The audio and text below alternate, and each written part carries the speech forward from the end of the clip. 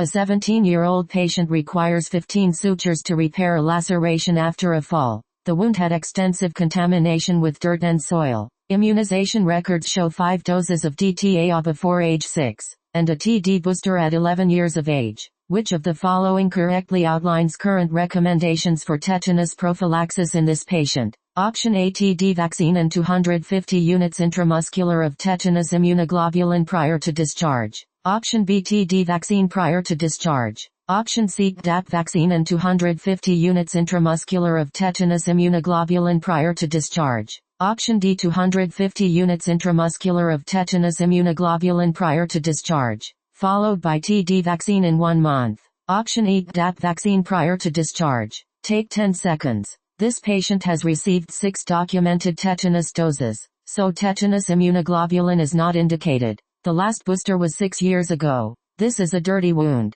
and this is an adolescent who has never received DAP. What do you give?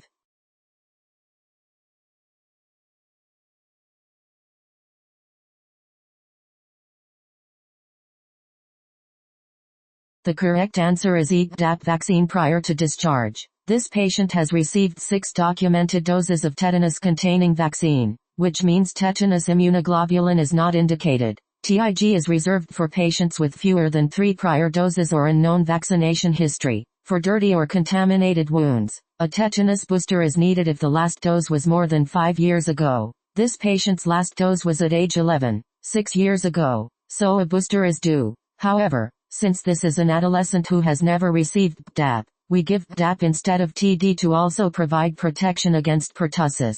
Options A and C include tetanus immunoglobulin, but TIG is not indicated here. This patient has more than 3 prior doses of tetanus-containing vaccine. TIG is only for those with fewer than 3 doses or unknown history. Option B gives TD instead of DAP. TD only covers tetanus and diphtheria. For adolescents who have not previously received DAP, a single dose of DAP is recommended to add pertussis protection. Option D gives TIG first and defers the vaccine. This is incorrect. TIG is not indicated, and the appropriate next step is simply giving DAP now before discharge. Key testing point. For tetanus prophylaxis, if the patient has 3 or more prior doses, no TIG is needed. For dirty wounds, a booster is due if the last dose was more than 5 years ago. For adolescents who never received DAP, always give DAP over TD to cover pertussis.